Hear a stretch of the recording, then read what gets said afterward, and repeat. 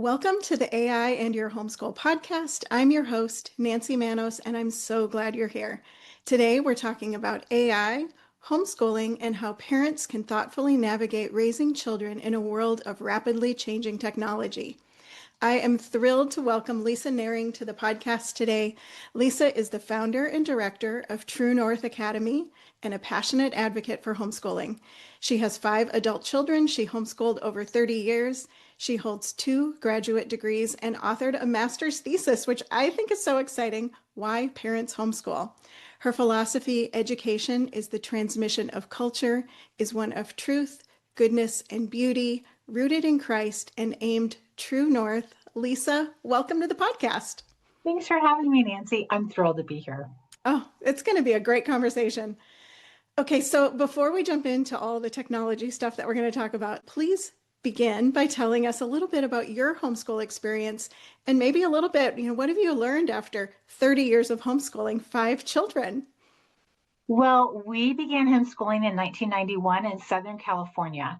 And at that point, it was open enrollment. So you could enroll in any school in the district. And we visited school after school. And every school had some kind of yellow flag, like the recess was at a public park, or they'd had drug issues or teen pregnancies. These are like through 6th grade, right? So teen, loosely defined. And then during like the American History Month, they didn't showcase any white Americans at all. There was just one issue after another. And we knew we were only going to be in Southern California for a couple more years. And so we decided to homeschool. You didn't have to register your kid until age 7 at that point. And we thought, this is reading and writing, arithmetic. I learned to read by phonics. I felt very confident about teaching my kids to read. So we jumped in. And then my husband got a military internship. We knew we were going to move twice in 15 months with that internship. So to avoid the disruption for our kids, we decided to continue to homeschool. And then after a while, it was a great lifestyle.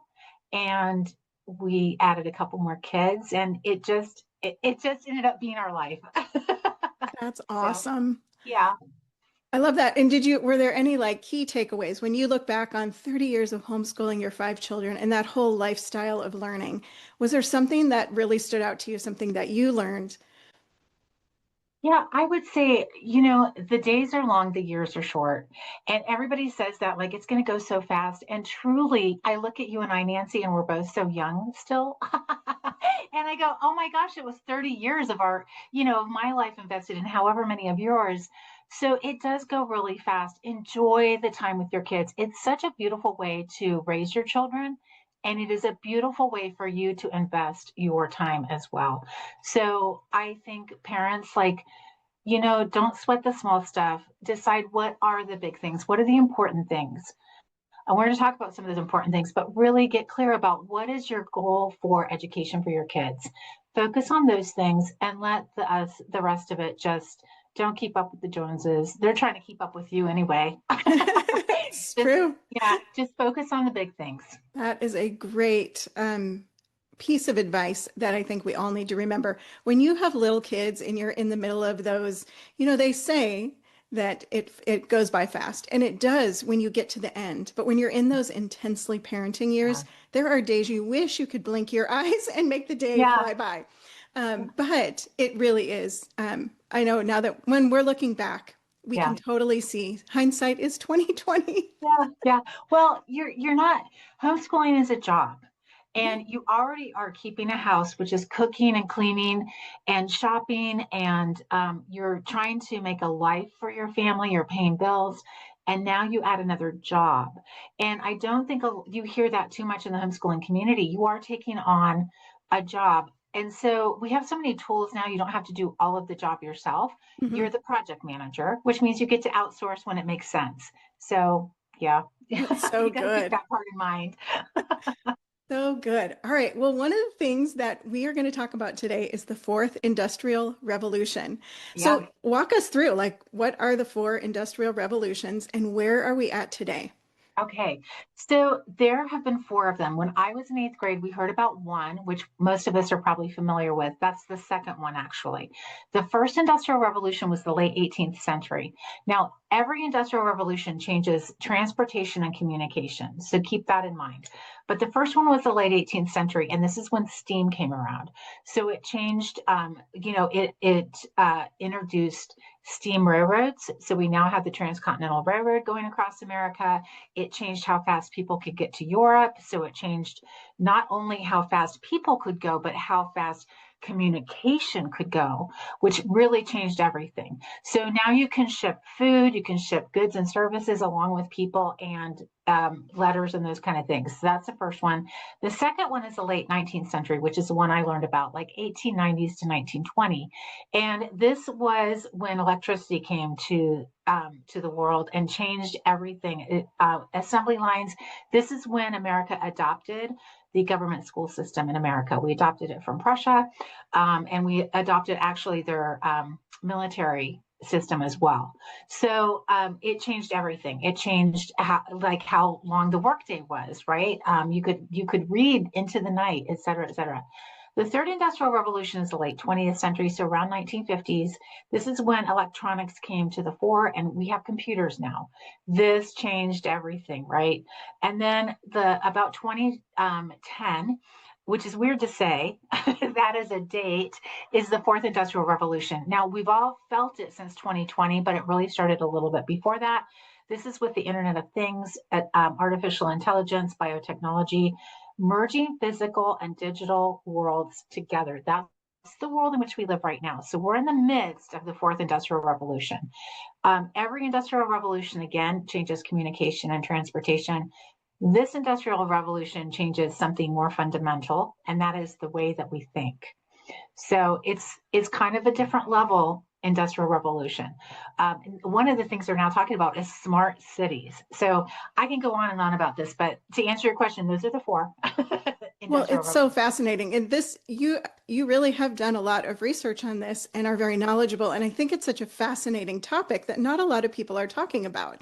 Yeah. Um, so, so continuing on along that line, like this is the age of disruption. We've had disruptions. I mean, when you go back to, I think back to like the phone operators that actually plugged in to connect Yes. the two people. Like there's always been disruptions to way things are done. But this is unlike anything we've ever seen, that the time that we're living in now. So talk a little bit about that, this age of disruption, and then how is it different from previous periods of change in technology? Well, it's a great week to be doing this podcast because this last weekend, it was just announced that Elon Musk had become a trillionaire. Okay, so in every industrial revolution, some industries just go kaput, bottom up, they disappear.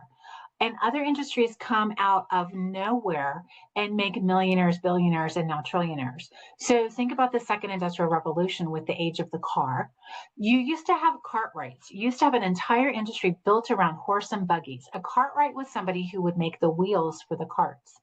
When we started doing automobiles instead of buggies and carts, the Cartwrights job disappeared. So Cartwrights became out of work people. However, the auto industry, it created so many different jobs and opportunities. You have the car, you have the tire industry, you have the highway industry, car wash industry, intermittent windshield wipers, car stereos. I could go on and on and on and on. And there were millionaires that came out of that industrial revolution. The third industrial revolution, we have billionaires, we have Gates, we have I don't even know all their names, but the PayPal people and Amazon, Bezos, et cetera, et cetera. Now we have Elon Musk, who's a trillionaire. And in every industrial revolution, some jobs are going to just disappear, but other opportunities are going to spring up. So disruption means unrest. We're unsettled. We're not really sure where we're going. We know what happened is not going to go back. But what do we do now? How do we take advantage of those kind of opportunities, and what are they? Right now, with artificial intelligence and the Internet of Things, couple that with robotics, the precision economy, et cetera, we're in a real disrupted time. So some industries are going to disappear for sure. I talk to parents all the time. How do I get my kids ready for this world they're going to live in? But also, what about my job? Like what are we going to do if these industries are reducing or disappearing. And I think AI is definitely changing the way that we think. Parents, you need to really be aware of what that's doing to your kids' brains and how much you want to engage with it. I so appreciate this podcast, Nancy, because you're talking about something as parents we need to be informed about, not just curious about, but really find out how we're going to address AI with our children. They're our responsibility. It is our God given mandate to steward our children spiritually, emotionally, physically, and mentally. And AI touches all those things. So Yeah. at Age of Disruption, we saw this really big in 2020 with healthcare, but also with government and definitely with education. And that disruption has just been ongoing since. If you've been in the alternative ed for any length of time, which I know you have, Nancy, there are more opportunities for alternative ed than ever before. It's a multi-billion-dollar industry, but it's also, there's some sketch things happening there too. Buyer beware. So I just think we need to really, it's a time to be informed. There's more information than ever before. How do we curate that information? Who do we trust? And how do we move forward? Yeah, So, that's so good. Well, I'm very interested in AI. I use it every day, different tools. And I feel like I'm paying attention. yeah, Podcasts I follow, newsletters I've subscribed to, people that I follow, and I can't keep up. Like you can't keep up if it's your full-time job.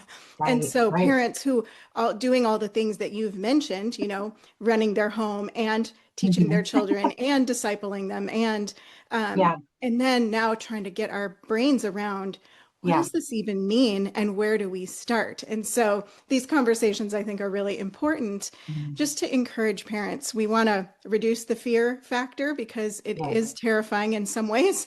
And then also we want to give confidence in how do you steward your children's childhood, right?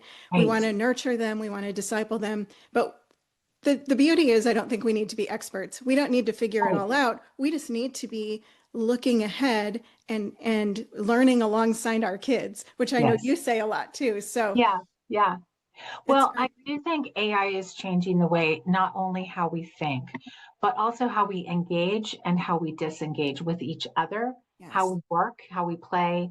And so, right now, parents, you got to be aware the world has access to your kids on a global level. If they have a computer or a tablet or a phone, the world has access to your kids.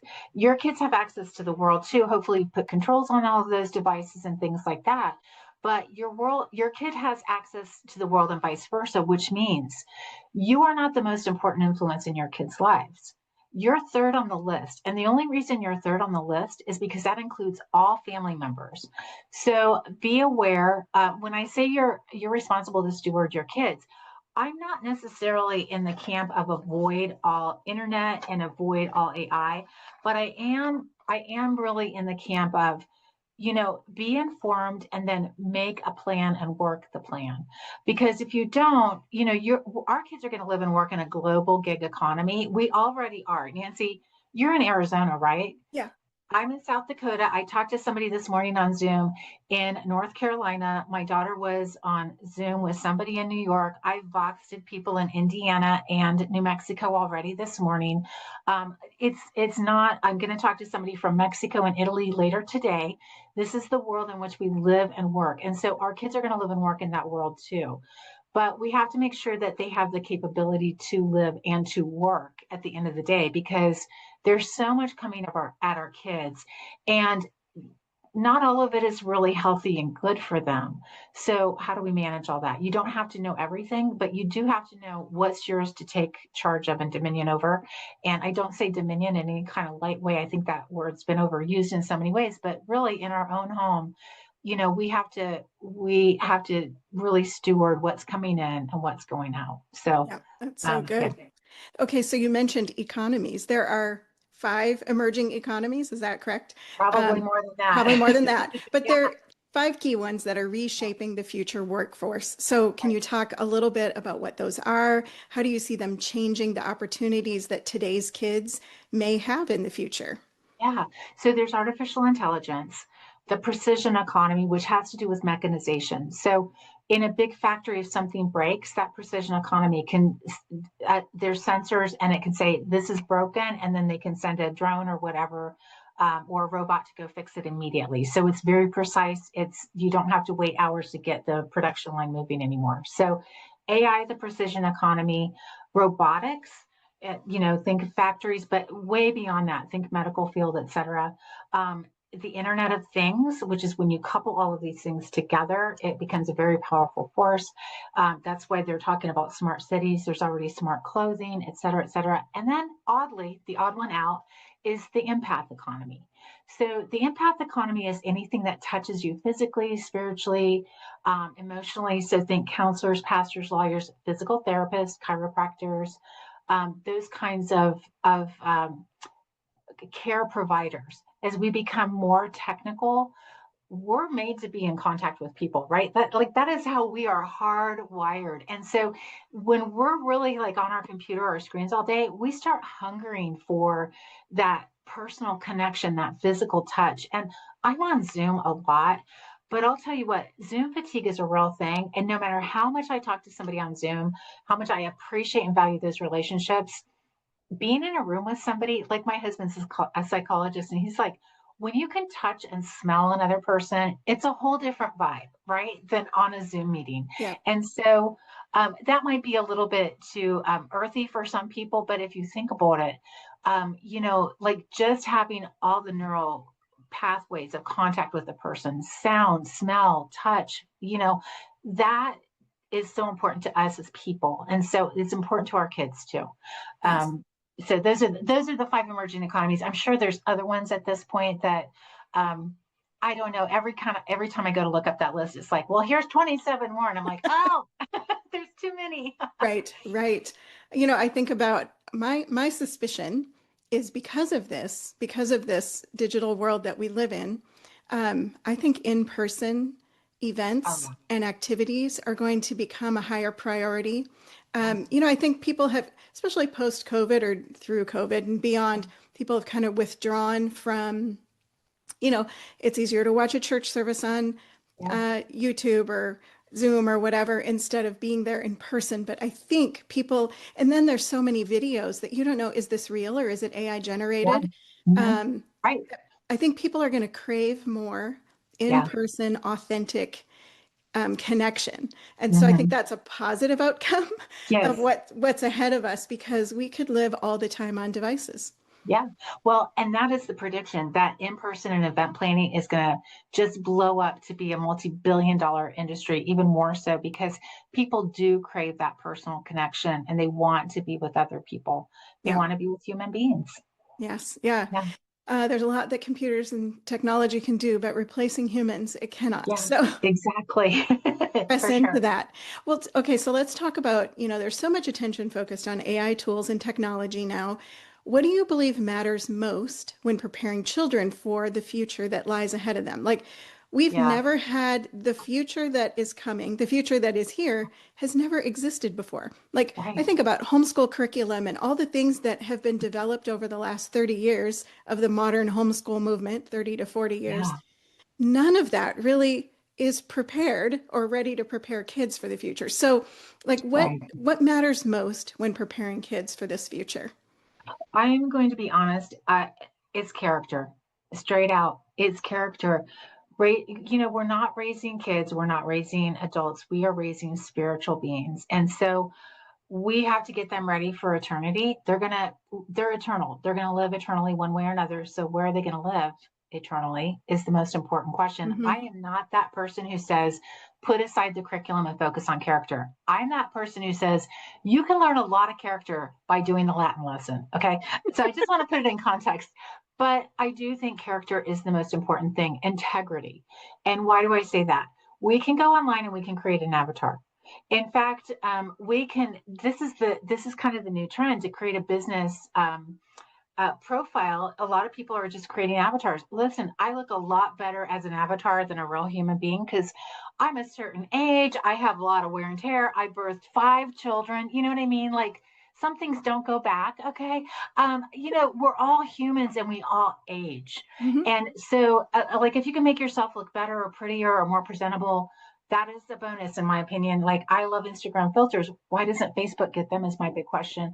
But I think, who are we, no matter where we're at? Are we the same person behind our avatar and on our video game as we are in grandma's living room? Mhm. And if we're not, then we don't have integrity. And so being a person of character with integrity is the most important thing. In my economy as a Christian, I believe if you don't have a personal relationship in Jesus, and maybe this goes outside of the scope of your No, podcast. it's right in Okay. there. Yeah. Okay, great. Because I really think we can't have we can't be people of true integrity without Christ, because we're humans and we want our own way. And the only way to be truly people of integrity is to align ourselves with a higher way, which Yeah. is always Jesus. And that's the bottom line. So I really feel like we have got to do a better job as parents of training our kids to understand what the Bible means and who Jesus is. And the research is in that a lot of Gen Z really appreciate and like the Bible, but only 4% have ever read any part of it. Not that they've read it through, only 4% have read any part of it. So, parents, we've got to read the Bible to our kids. You Yeah. don't have to know it to read it to them. You can learn it together. Pray that it enlightens it and, illuminates it for you. But we've got to be really understanding the word, who Jesus is. How do we align ourselves with that? Because I really do believe as AI tools get better and more powerful and all those kind of things, we have got to raise a culture of kids with courage. Yes. Um, and I'm going to just throw out a statistic that really horrifies me, but I think it might be important for your listeners. Canada has a MAID program, which is medically assisted suicide. Last year, they killed 19,000 Canadians. They offer MAID services for anybody over a certain age with any kind of medical situation. So, a 55-year-old broke her shoulder. They offered her euthanasia. Right now, they have over 60,000 people, I think, on the MAID list. And so this is like, for this year, this is horrifying. A country is offering its citizens death over medical care. And that's not in America. Thank God. We serve families in Canada at True North Academy. So these are some of our people that are, living in this world. And I think we need to really make sure that our kids have character. They have resiliency, because odd and weird things are coming their way. Yeah. Odd and wonderful things are coming their way too. But who are they in light of those really like ungodly things and those really godly amazing opportunities, and where do they stand? That, I think, is the most important thing in this really AI rich world. Yes. Oh, that's so good. Thank you. Yeah. I agree with you. I think we need the anchor of the Hmm. truth of the Word of God and Yeah. who Jesus Christ is to hold us firm in the midst of this tidal wave of information and change, and where you don't know what's real and what's not. We can always trust that the Yeah. word doesn't change, and that can serve as an anchor. And we need to give our kids that anchor. So I agree with you 100%. Yeah. Um, I deviating a little bit from our list of questions that I had kind of prepared. I was listening to you on another podcast with our friend Christy Faith, and you had mentioned that by 2035, 85% of jobs will no longer exist. Am I remembering that I think correct? it's by 2030. I think it's 2030 in now? like, that's a matter of months, which is, wow, what's going on? Right. So what does that change mean for us? Like, just as we're raising kids, Yeah. us, grandchildren. In my case, I'm not raising them, but I have grandchildren. But for parents that are raising their kids, and like you said, for themselves too. Yeah. Yeah. I love this question. I really think we need to be really focused on entrepreneurial skills.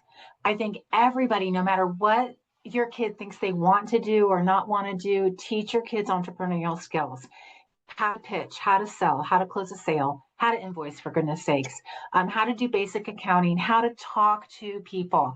Those soft skills. Listen, if your kid knows how to sell, they'll always have money, no matter what age we live in. An AI agent cannot sell me something if it's a high ticket item. I want to hear a person.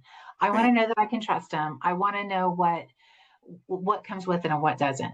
So I think we've got to really teach our kids entrepreneurial skills, because then they can pivot quickly. That's one of the things, this, Nancy. If you're an entrepreneur, you've got to pivot like at any second, and you've got to come up with a solution fast.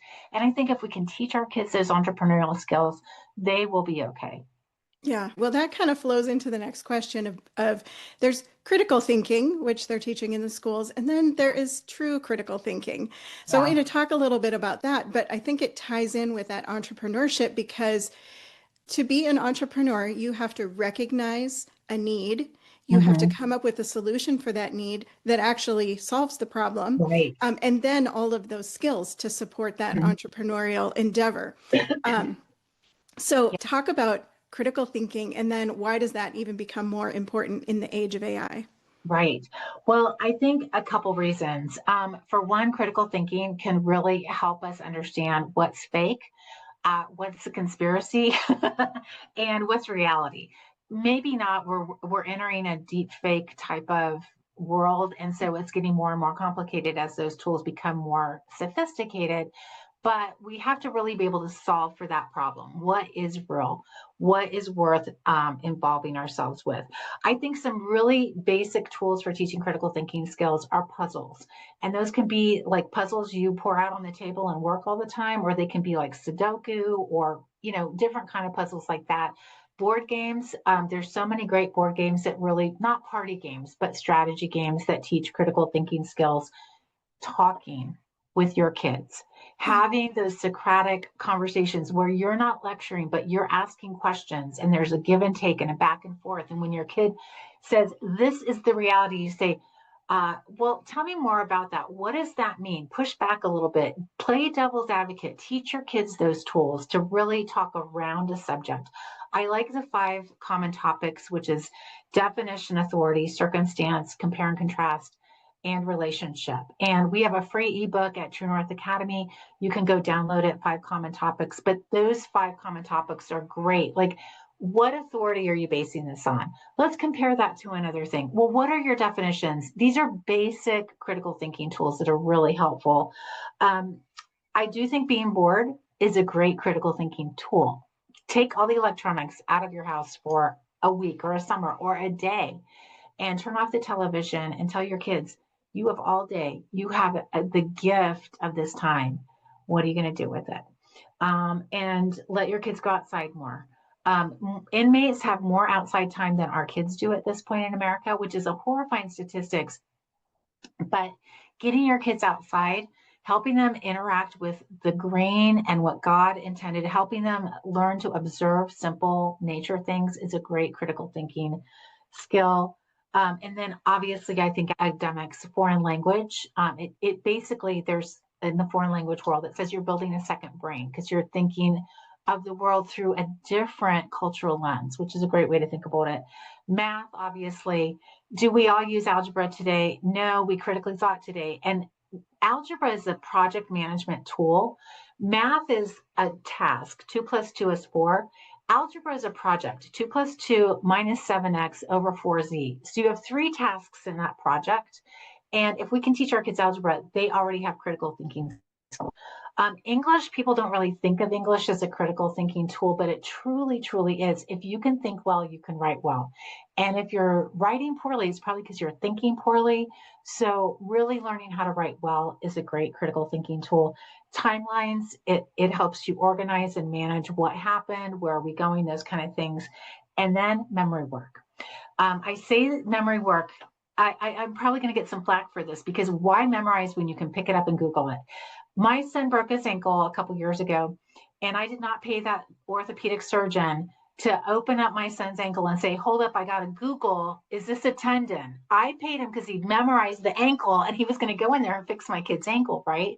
Right. And so a brain is not a computer and a computer is not a brain. If we have memorized information, we can take that information when we get new information in, we synthesize it, we synergize it. Our brains do that on their own. But if we don't have it memorized, that's not happening. And that's part of what's happening with this Gen Z generation. They're scrolling too much. They're not memorizing and taking in information. They can't do deep thinking because they don't have enough stuff in their brain to think deeply about. So those are, I could go on and on about this, Nancy. I love this topic. We've got to teach our kids critical thinking skills. One of the things that you mentioned was board games, which I love, like, and card games, the Yes, strategy involved, the teamwork, the observation skills, all that. So I think sometimes we think, oh, I don't know how to teach critical thinking. You do. You yes, do. yeah, It's a natural part of life, but we need to be intentional about it. yeah, Because we want to equip our kids so that they have a good foundation, a good toolbox to draw from to yeah, address whatever situation they come up with. And I love that you talk about communication skills because I think that's really key to anything that we do. You have to be a good communicator. That's how we connect as humans, right? yes, yeah, That's yeah. so important. Yeah, we have a list of 50 favorite board games by genre on our website. Really? And board games, it's $1 billion business. I mean, if you want, like, a friend of mine, her father-in-law was the lawyer for Trivial Pursuit, and they were very wealthy just from being the trademark lawyer for that game. Wow. So, whoever came up with that game was really making bank. But I do think we've got to realize that board games are, like you said, collaboration, communication, strategy. It's all in there. And like we said before, events are going to be a multi-million dollar industry. We don't have to pay to an event. We just have to get a board game out, turn off all of the other stuff, and just sit down and play a game with your kids or Yeah. your spouse or whatever. Invite some friends over. When I was growing up, my grandparents had a cottage on a lake. They were farmers and they had a farmhouse, but my grandpa and my dad had built a cinder block cottage. My uncle kind of owned the land around the lake, so he lived next to my uncle. And we would go out there during the summer and they would set up stations of board games. And they would invite my aunts and uncles and the cousins. We didn't have very many cousins, but we would go from table to table playing board games and eating grandma's cookies, which were so like no one could cook like grandma. And that's one of my favorite memories. The windows were open, the crickets are, chirping, and it's our family. And we're just going from table to table, laughing and talking. And, if you were at my grandma's table, she was going to win the end. But nobody cared because it was family. And it's an easy way to build relationship that's low cost. I mean, there's the initial cost of the board game, but yeah, play board games. It Yeah. reminds me, I have a favorite memory, childhood memory. My grandparents lived next door. We lived in a double bungalow. So they were on the other side of the wall when I was a child. And after school, my mom and dad were working, and we would go over to grandma's, and she and I would play Yahtzee. And I still can Yes. hear her laugh when she Oh, Yahtzee. And it's so precious. So it's amazing how those things even impact yeah, the memories and experiences form who you are. they So, do. okay, talk to us a little bit about autodidacts. What does Uh, that mean, and what yeah. does it look like in practice? So an autodidact is somebody who can learn without formal training. So, what does it look like? I'm going to just share about my own life. Yeah. My background is in mental health and admin. That was my work history.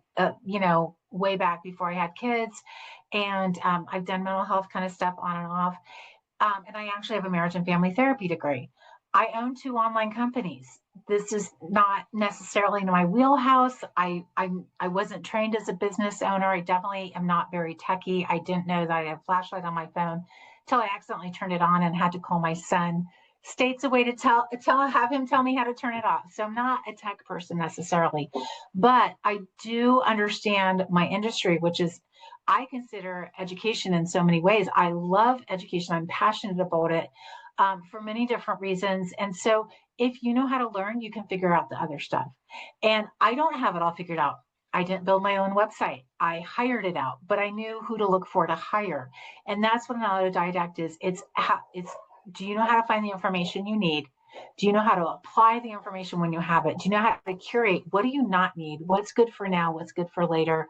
How do you sort all that stuff out? So that's what an autodidact is. There's somebody who figures out what information they need and how to apply it. And I think if we can teach our kids how to be autodidacts as we're homeschooling them, we've won. That is the big quest as homeschoolers, because the public school is not doing that. They want your kids dependent.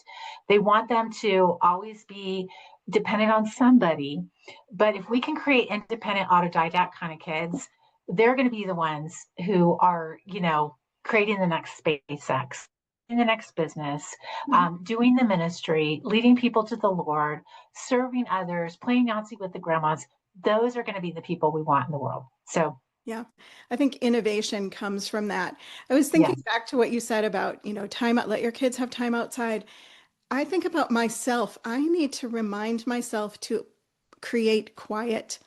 It's really easy to always put on a podcast. When I walk, I'm always listening to something. yeah, We need time to just to have time to talk to the Lord and to be thinking and to have yeah. space for our brains to work outside of something always being in our Mhm. ear. And I think that's important for our kids too. We need to give them some quiet. Whether Yeah. it's we put on, if you want some music in the background, that's one thing, but just room to create and play Mhm.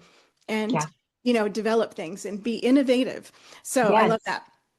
Yeah. Okay, so what are some of the most important skills that a parent might focus on teaching their children to prepare them for the world ahead? We've talked about a lot of different things, but are there any other things that you would say, skills that parents should be teaching or make sure that they're cultivating? I would say curiosity. Mm, And how do you create curiosity? You're curious. You're curious. You model it. Now, everybody says be careful who you are because your kids will grow up to be exactly like you. This is not true. I just want to put everybody's heart to ease. That's not true. Your kids are going to grow up and be themselves. They're going to do some of what you do. They're going to do the exact opposite of what you do. Cain and Abel had the same parents. So just take some of that burden off your shoulders. They're going to grow up and be themselves, yeah. which is great. But we can do modeling too. So be curious. How do you, and then ask your kids to be curious. In fact, require it of them. If they want you to tell them the answer, say, no, what do you figure it out? What do you have to say? Give them some autonomy to fail, because failure is not definitive. Failure is a point on time, and we all have to be failing forward. If we've been married for 2 weeks, we failed. If we are a parent, we failed. If we have a relationship, if we have a job, we fail all day long, every day. We fail in what we want to communicate. We burn the dinner, all the things.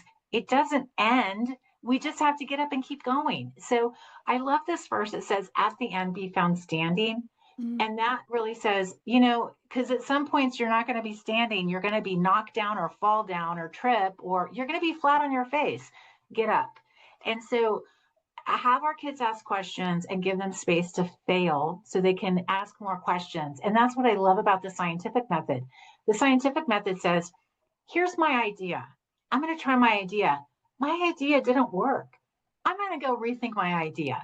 And so teach your kids the scientific method. All the marketers I know, they use it every single day. But as people, we should use it every single day. And be curious about the world. Now, there is this study disinterest right now. You see this everywhere. People at games they paid $80 for a seat for. They're sitting on their phone scrolling.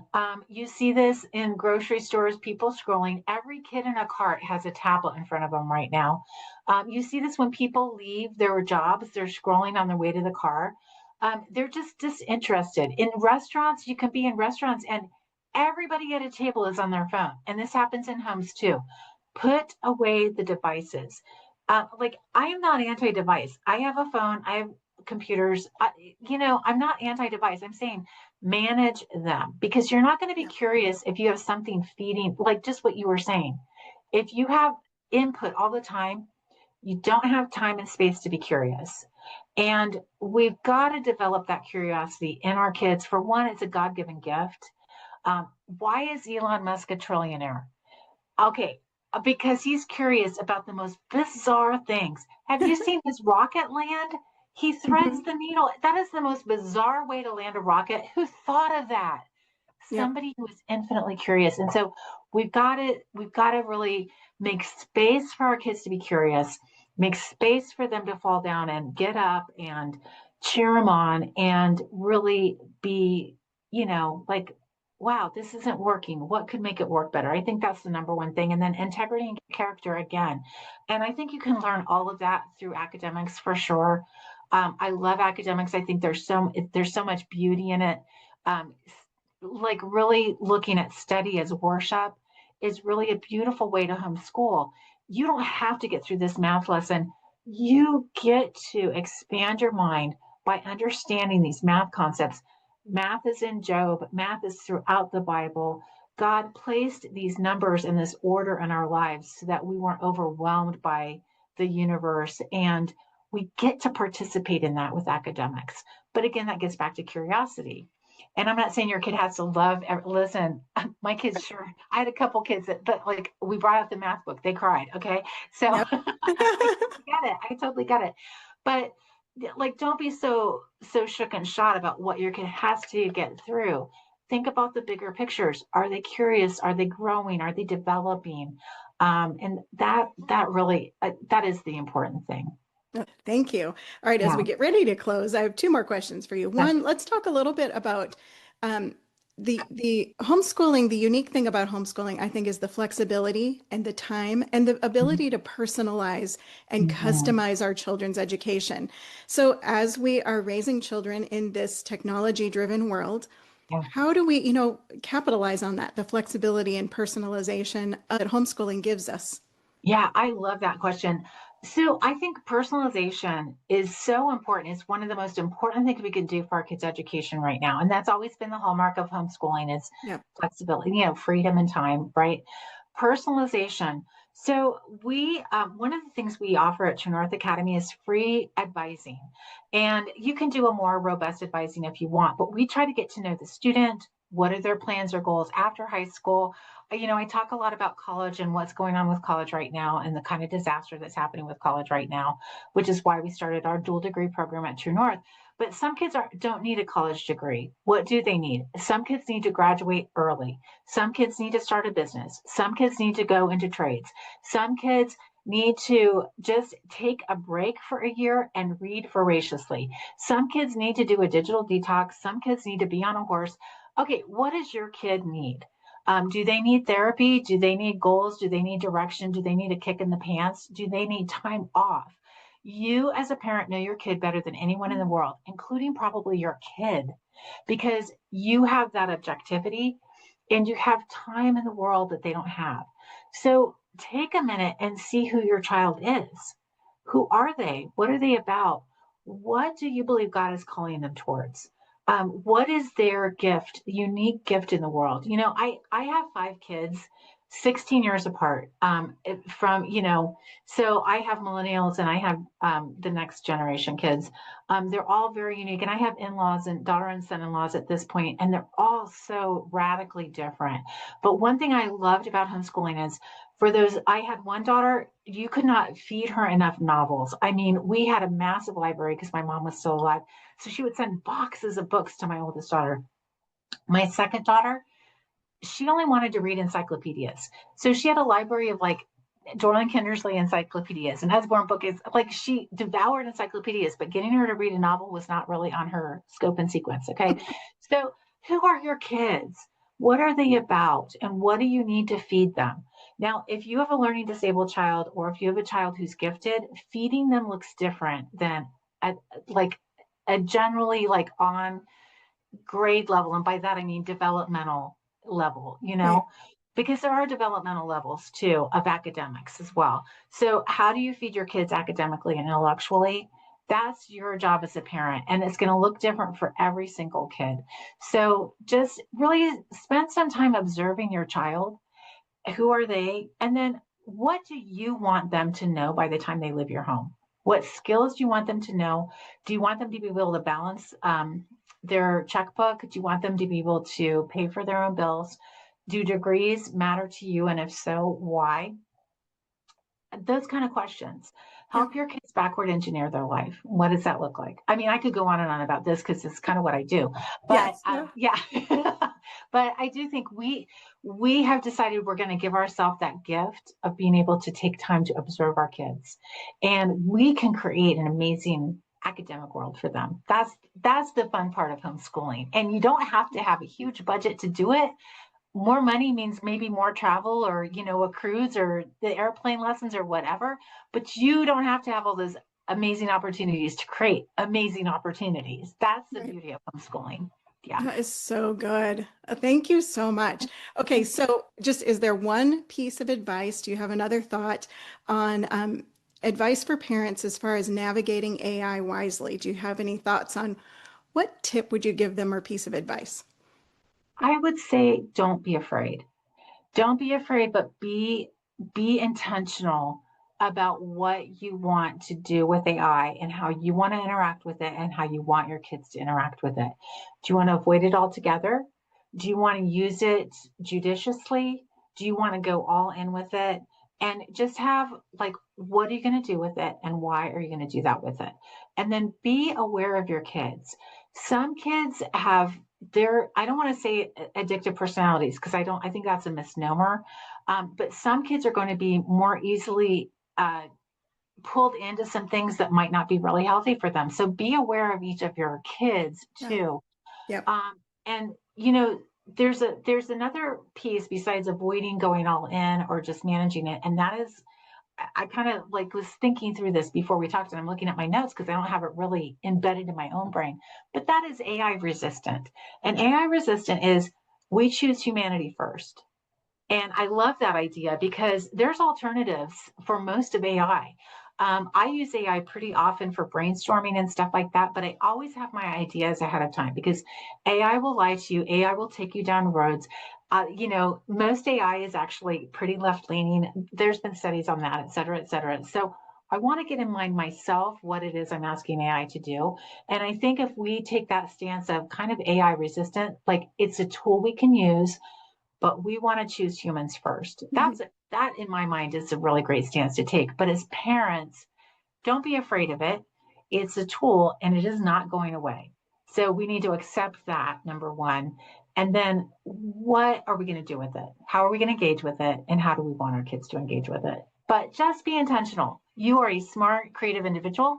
You've gotten this far in life and you know how to figure it out for your family. Yeah. Oh, that is a golden nugget to take away. I like that. Okay. Well, Lisa, thank you so much for joining Thank me you. today. This has been a really robust conversation. I feel like we could talk for 2 or 3 more hours. There's so much good things to discuss around these topics. So, where can people find you? And then I will share links to anything that you've mentioned or whatever in the show notes so people can connect with those resources. Thanks. Well, you can always find me at truenorthhomeschool.academy. We offer 6th through 12th grade live online and self-paced classes, and we have a unique dual degree program where students can actually earn an entire 4-year bachelor's degree while they're earning a high school diploma. You can also find us over at Not That Hard to Homeschool. And we have a website over there too. We have a lot of resources and large Facebook groups for people to find us at. And that is just open. It's a community open to anybody. We have books over there. We have a lot of curriculum reviews and things like that. It's really about if you're just starting out homeschooling or you need other resources, Not That Hard to Homeschool is a great place to go to. Fantastic. Awesome. Well, I want to thank our listeners for joining us today on the AI and Your Homeschool podcast. I invite you to subscribe. And if this episode was encouraging to you, please share it with a friend, and we'll see you next time.